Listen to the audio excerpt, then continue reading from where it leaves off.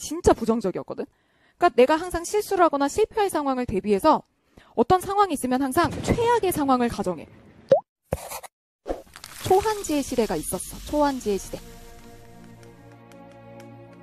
그러니까 진나라가 끝나고 한나라가 건국되기 이전에 잠깐에 있었던 시기를 초한지의 시기라고 하고 가끔 평가원 문제에 자료 같은 데 표현돼서 나오기도 하죠.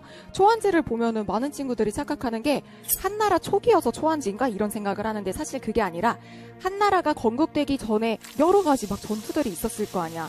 막 난세의 영웅들이 등장해서 그 영웅들이 막 국가를 세우고 그 국가들끼리 막 싸웠겠죠. 그 국가들의 이름에 앞글자를 따서 만들어진 것입니다.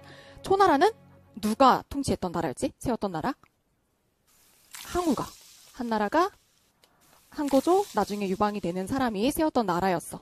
사실 초한지 시기에 초나라와 한나라의 싸움이 있었을 때 사람들은 모두 다 항우가 이길 것이라고 생각을 했어. 왜냐면은 기본적으로 나와 있는 데이터만 보더라도 항우가 유방보다는 훨씬 더 나은 사람처럼 보였거든. 뭐 항우 같은 경우에는 우리가 생각하는 진짜 완벽한 사람에 가까운 인물이었다? 뭐 중국 역사 속에서도 되게 잘생기고, 잘생긴 게 중요하다는 건 아니에요. 잘생기고 집안도 굉장히 좋고 공부도 잘하고 그리고 항우의 여자친구도 굉장한 절세 미녀로 유명한 사람이었거든. 거기다가 항우 같은 경우에 명문가 집안에 정말 전쟁을 하면 유방이랑 전쟁을 하면 30번을 전쟁하면 30번을 다 이길 정도로 굉장히 강했던 사람이었는데 결국에 이 초한지의 시대를 통일해서 한나라를 건국한 사람은 유방이었어. 오히려 유방은 어떤 사람이었냐면 우리가 머릿속으로 생각하는 한량의 이미지예요. 얘들아 한량이 어떤 사람인지 알아?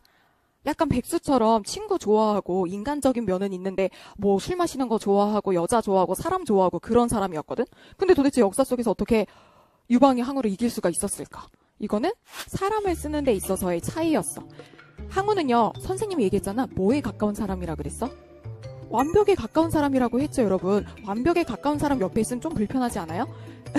그치? 완벽에 가까운 사람은 내가 뭔가 채워줄 수 있을 만한 게 없는 사람 같잖아. 그치? 오히려 유방 같은 경우에는 자기가 잘 못하는 어떤 분야가 있으면 거기에 제일 잘 맞는 사람을 적재적소에 막 등용해서 썼다고 한다면 항우 같은 경우에는 자기가 완벽한 사람이니까 다른 사람이 왜 나처럼 일을 못하나라고 하는 부분을 항상 못마땅하게 생각하는 거야.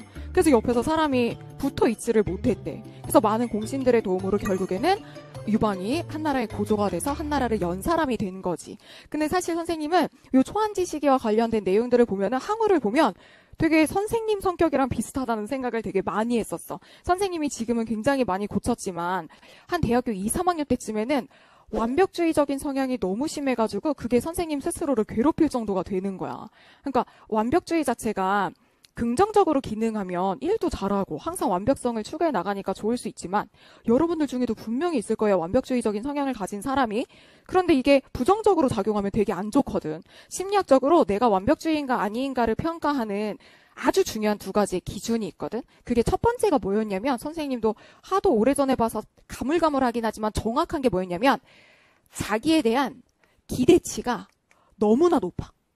그리고 이 기대치가 자기가 자기 자신에게도 기대를 하고 타인이 나에게 대해서 기대를 하는 부분에 대해서도 지나치게 막 신경을 쓰는 거야. 여러분들 같으면 여러분들이 가고 싶은 대학이 있을 거 아니야. 그치? 근데 부모님들이 여러분들의 실력이나 성적이나 향후 성적, 향상 가능성 이런 것들은 별로 고려하지 않고 너무 높은 곳만을 기대하는 것 같아. 그거에 대한 부담감이나 압박감을 다른 사람들보다 굉장히 크게 느끼고 심지어 자기 자신에 대한 기대, 이 수치도 굉장히 높대요. 이걸 보여주는 게 여러분들 공부할 때 스케줄러 쓰잖아. 그 스케줄러 쓸 때 항상 못 지키는 사람 있죠. 1번의 유형이에요. 왜냐면 못 지킬 만한 계획을 잡아놓고 그걸 항상 달성하지 못하고 또 자책하고 뭐 이거의 반복인 거야. 완벽주의적인 성향의 보통 일반적인 모습이. 두 번째가 뭐였냐면 자기의 실수를 용납을 못한대. 그래서 사람은 원래 자기 자신한테는 되게 관대하고 너그러워져야 되는데 내가 실수하거나 내가 뭔가 약점이 있으면 굉장히 자기가 자기 스스로를 공격하는 거야. 그렇게 돼도 사실 삶을 살아가는 게 되게 괴롭죠. 근데 선생님이 1번, 2번 다 그랬어. 한 대학교 2, 3학년 때까지는 이게 너무 심했거든. 선생님 집이 넉넉하지가 않아서 대학교 갔을 때부터는 무조건 내가 독립적으로 전액 장학금을 타가지고 학교를 다녀야 된다라고 하는 압박감이 있어서 부모님이 지나치게 기대를 하지 않았음에도 불구하고 나는 그 기대를 너무나 크게 받아들이는 거야. 그래서 막 맨날 장학금 타야 돼라고 하면서 공부를 했던 것도 기억이 나고 선생님은 진짜 심각했던 게 뭐였냐면 무리하게 공부 스케줄을 짜고 난 다음에 그거를 달성했는데도 기쁘지가 않았어. 어느 순간쯤이 되면은. 그러고 난 다음에 나의 실수에 관대하지 않으니까 선생님은 항상 어떻게 생각을 했냐면 진짜 부정적이었거든. 그러니까 내가 항상 실수를 하거나 실패할 상황을 대비해서 어떤 상황이 있으면 항상 최악의 상황을 가정해. 그러니까 여러분들 같으면 기말고사 시험에서 국어랑 수학을 이 점수를 받았으면 나머지를 다 완전 깔았을 경우에 수를 계속해서 계산을 하는 거야. 이렇게 했던 이유를 생각을 해보니까 왜 그랬냐면 이렇게 하면 계속해서 나를 벼랑 끝으로 몰아붙여서 뭔가를 막 압도적으로 해낼 수 있게 만든다고 생각을 했단 말이야. 근데 이거에 뭐 긍정적인 측면도 분명히 있죠. 그런 완벽주의적인 나를 쥐어 짜내는 방식으로 인해서 선생님이 성적도 되게 좋게 나와서 수석도 할 수 있었고 막 이렇게 할 수가 있었으니까. 근데 이거를 훨씬 더 좋은 방향으로 바꾸는 방법이 있어. 여러분들도 지금부터 공부를 해나갈 때 생각을 하면은 자기에게 대한 기대치가 높은 사람은 스케줄러 쓸 때 너무 심하게 쓴다 그랬잖아. 지금부터는 달성 가능한 목표를 잡으세요. 그런 다음에 거기에서 오는 성취감을 느껴보기를 바래. 그리고 내가 달성을 했을 때 보상을 반드시 줘야 되고 그 달성 가능한 목표를 잡으라 그래서 하루에 한 3시간 정도 할 수 있는 양을 잡으면 절대 안 되고 얘들아 약간 타이트한 정도로 잡는 게 가장 좋대.